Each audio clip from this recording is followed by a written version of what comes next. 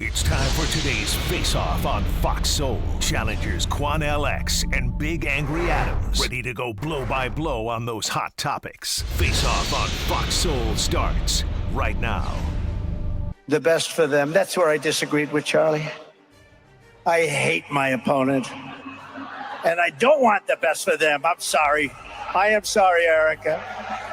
But now Erica can talk to me and the whole group, and maybe they can convince me that that's not right, but I can't stand my opponent.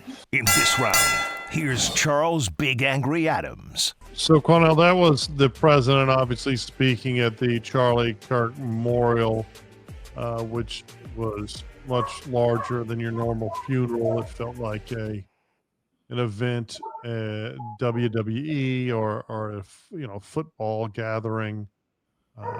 It seems his comments were in response to Erica Kirk claiming that she had forgiven her husband's assassin.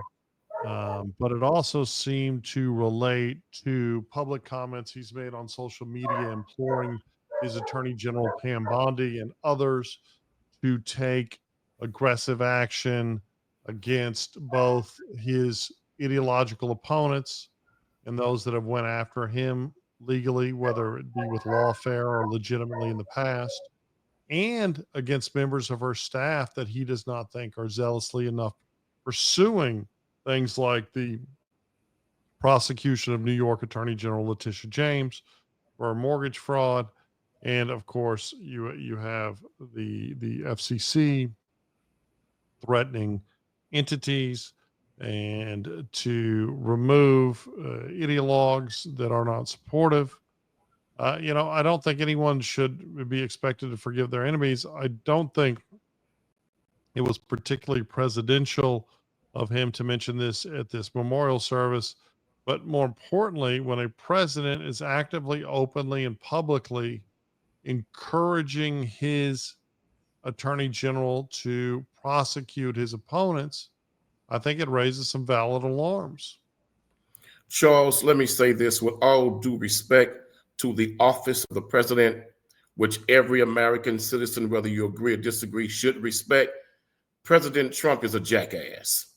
Let's be crystal clear. That's not very respectful. He's a jackass. He's at an event, a memorial service that has a Christian gospel holy theme to it throughout the entire event.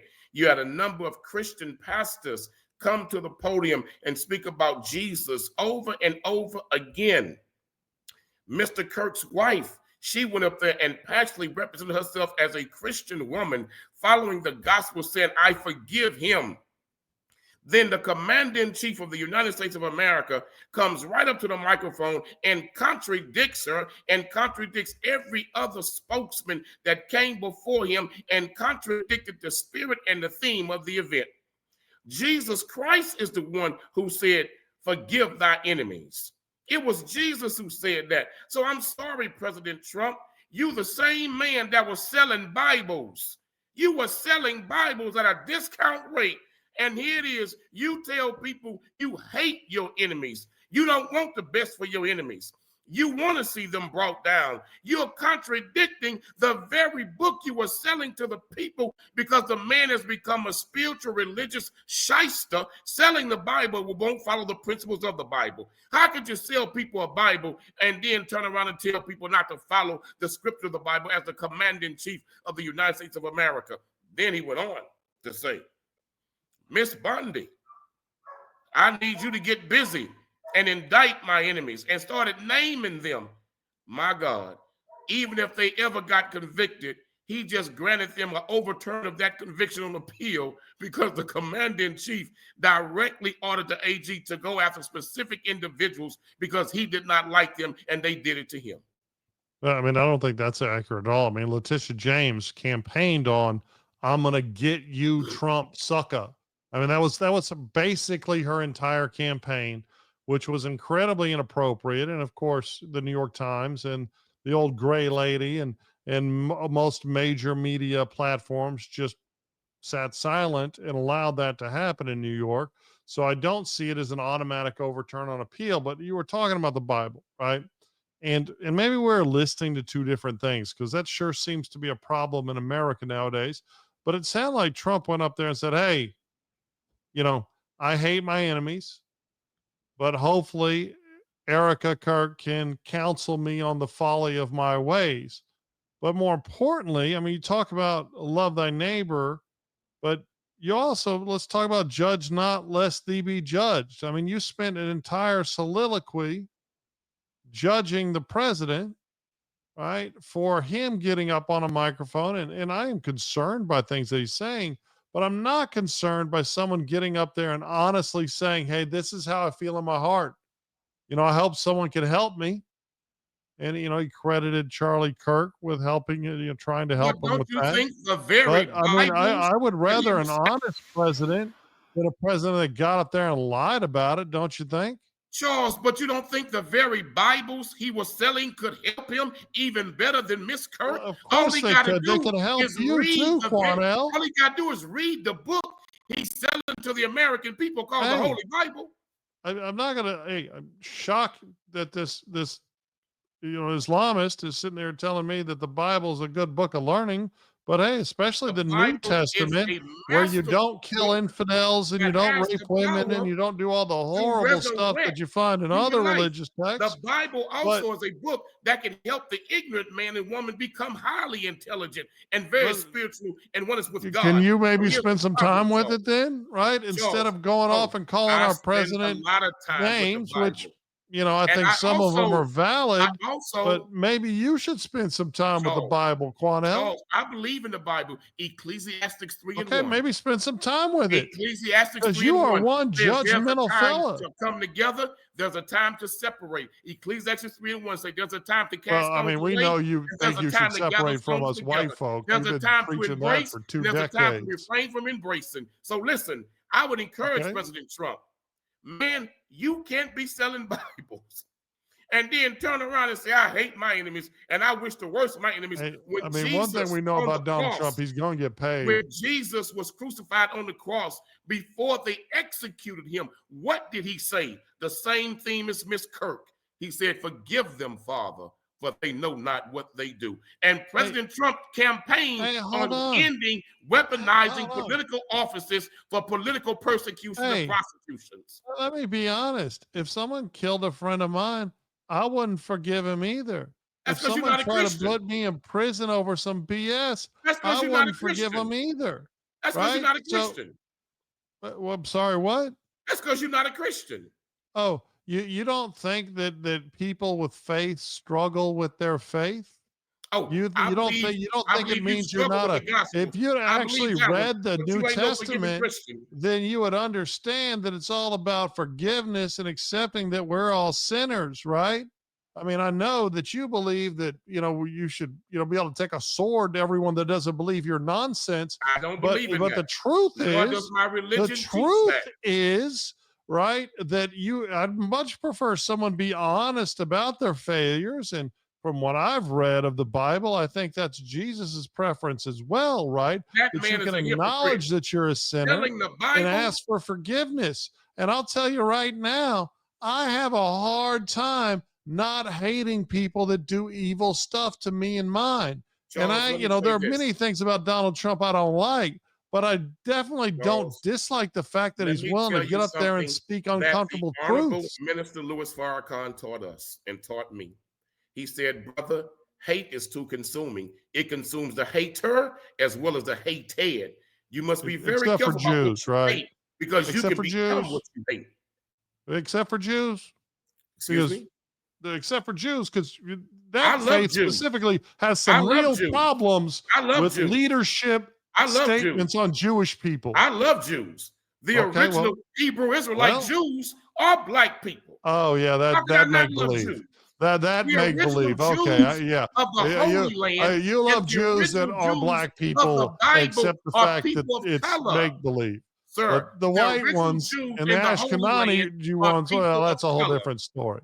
It's really hilarious for you to criticize anyone for not having forgiveness in their heart, right? You are particularly ready to hate people over the stupidest things, immutable characteristics. right? No, you cannot Whiteness, hate somebody for the color being of a their public skin. That's a servant, waste of time, and that's doing all ignorance. kind But of I stuff. do hate the mindset of white supremacy. I hate that. Oh, okay. Well, the problem is that you use that statement to then justify hating all white people. But Look, I also, don't I think hate the anybody should hate mindset. anyone, I also but I hate the most mindset certainly of understand black hating people inferiority. that have I hate done that you mindset. wrong. And all the things there's no shortage of bad things I could say about Donald Trump, because I think he's greed oriented, much like Joe Biden. I think he's, almost sociopathically dishonest, also much like Joe Biden. And Joe But Biden was I no think true friend we're, of our black people. parties are giving Joe us Biden was a horrible friend of black options. people. But, I was frankly, not blown I to sleep by Joe admire the Biden. fact that Donald Trump sometimes pulls back the veneer and actually spits white hot truth. And I think that's what he was doing this And I weekend. agree with you. He spits white hot truth, but he does not spit the raw, unadulterated truth. What Donald Trump What do you mean? What do you mean by that silly parsing? He spits white hot truth. I agree with you on that term, what you just said, but he does not speak the raw, unadulterated truth that supersedes color, supersedes sex, supersedes class. But when you say white hot truth, you're talking about something being so hot that it turned white. You're not talking about skin color, but of course white hot truth. Right? I bet you got some white hot truth to tell. I mean, I spit it every day on this show. I mean, it's like yin and yang. You do the lying, I do the truthing, right? And I'm white and you're black, but that has nothing to do with who's lying and who's telling the truth. But my truthful words, my flow is golden, and it's also white hot. Yo, wait. Oh, look at answer that one. That's so mean if you don't answer. Which one? What's good, David? Big fan of this family. Bro, thank you, Mitochondria. I gotta stop with him if you even. We need to delete this. In this round, here's Charles Big Angry Adams. All right, Quanell, that was the TikTok famous singer of a song called Romantic Homicide that has a video that includes dumping a girl's body in the back of a car, the trunk of a car. His name is David, but it's spelled weird with like a 4 in it somewhere. But that's a video, a streaming video of him and a young lady named Celeste Rivas, who was recently found about a block away from his residence in a vehicle titled his name in the trunk, murdered. It's horrifying. Here's a local news clip from the Fox affiliate giving more details and talking about how one of her teachers was apparently aware of this illegal relationship. Discovery in Hollywood, a 15-year-old girl found dead inside a singer's Tesla. Now Fox 11's Gina Silva is digging into their mysterious connection. Gina Silva. That's her in my classroom in front of... A teacher is captured on cell phone video telling his students that Celeste Rivas, the 15-year-old girl found dead inside singer David Anthony Burke's Tesla, had been his student and that he knew she had run away a couple of times. So when I taught her, she met this dude on social media. He was a rapper in LA. TMZ was the first to report on the teacher's comments. There's certainly photo and video evidence that she was most likely with David. They were hanging out together. It's unclear if this was a romantic relationship. Rivas' teacher put out a video, and it may be the smoking gun in the case. Nima Rahmani, president of West Coast Trial Lawyers, says the teacher's claims are damaging because Celeste was only 13 when she first went missing in April 2024. If investigators confirmed she ran away with David at that time, he would have been 18. The mere fact that an 18-year-old is in the presence of a 13-year-old who had run away is not unlawful. But if there's any sexual activity, if there is any force or coercion, that could be kidnapping, that could be rape, that could be trafficking. That's the exposure that David has, setting aside the fact that she's now been found dead. So there you have it. I mean, I didn't necessarily agree with that Los Angeles attorney. I think he was a little bit inaccurate in the fact that there's absolutely no ability to consent, period. It's all coercion. Apparently they started talking when she was 13, and they're alleged to have a more significant relationship after that. He's an adult, a young adult, but in his 20s. She's a child. So whatever type of relationship they had, it was not consensual. Whether she ran away to him on her own volition, she still doesn't have the ability to give consent to flee her home or the ability to give consent to have sex. Most certainly, she doesn't have the ability to give consent to be murdered. There have been warrants served on this case. I think when you look at the parallels with that and his music video and his song Romantic Homicide, I think this is an incredible, creepy story with ties both to Los Angeles, I think Atlanta, and I think he was here in Houston for a while. It's bad stuff, Quano. Charles, let me say this, man. I am the father of a 12-year-old girl, just 1 year younger than this child when she started this illegal relationship, really a criminal relationship. This man was too old for this young girl. But I have to point out the constant, consistent nightmare for parents when it comes to our children's involvement with social media at home, social media at school. It is out of control. Social media has been the gift and the curse at the same time. We have so many of our children that are literally being misled and putting themselves in dangerous situation, suicide celebrations and suicide movements, teens killing themselves and meeting older men online. And then sometimes older men can pretend to be a teen, and the teen thinks she's talking to another adolescent her age, only to be found later is talking to an older gentleman. If this man is guilty of this, he has to be sentenced to the fullest extent of the law. In fact, they should just give him to her father and the men of her family and let them handle him and deal with him. But Charles, social media is a consistent nightmare for parents, even those of us who work hard and trying to police our children's social media. When they go to school, the things that their friends have access to, that their friends share with them and show them, it's a nightmare. Social media, man, has been perhaps one of the most dangerous things to ever come into existence for our young people. Well, I mean, but this was, I mean, clearly this probably began on social media, but she was obviously, I mean, she was doing streams with him. She was, you know, spending time with him. There clearly was and it does sound like she was reported as a runaway. So maybe it was just an inability to discipline issue. But most kids who run away, most teenagers who run away now, it starts on social media. Okay. So what do you think the solution is, Quanell? You know, we like to make fun of China. We like to mock communist China, but China has a horrible, evil country. But China has a law that I respect. You have to be 17 years of age to have a social media platform in China. And if you're found to have a social media platform more than once under the age of 17, your family is held criminally responsible.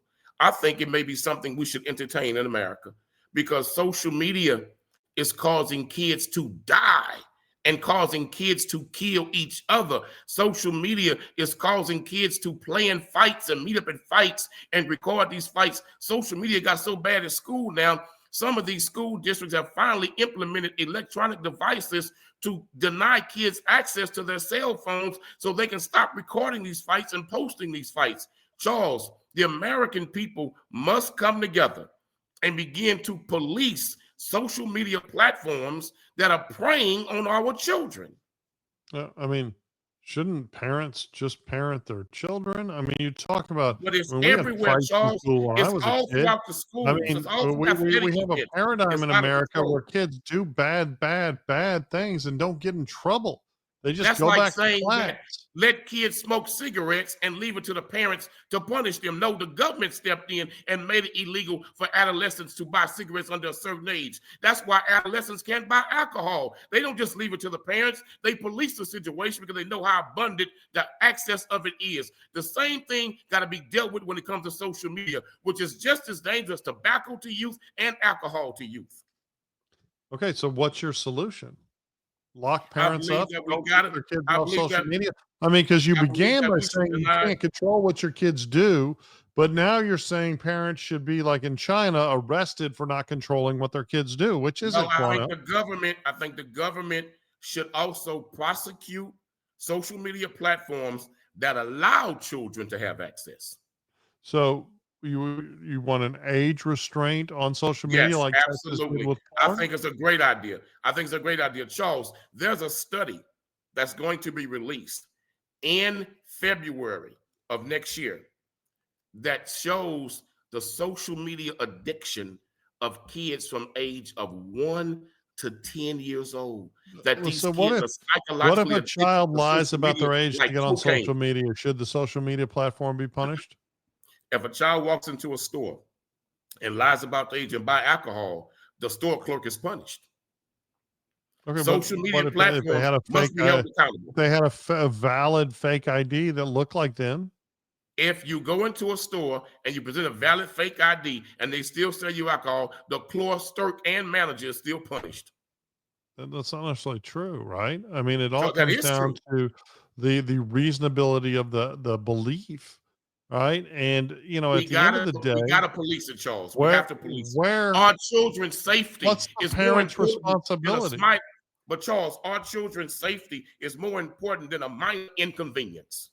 Okay, so are vague references to safety with? I mean, we don't punish kids anymore. We don't fail kids anymore. Kids don't go to ISS anymore.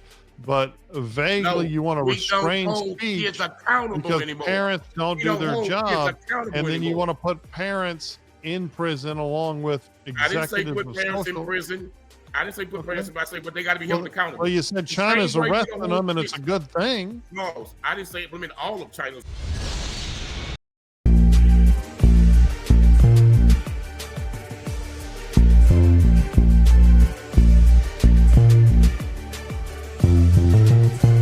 That's it for the Face Off on Fox Soul. We'll catch you next time.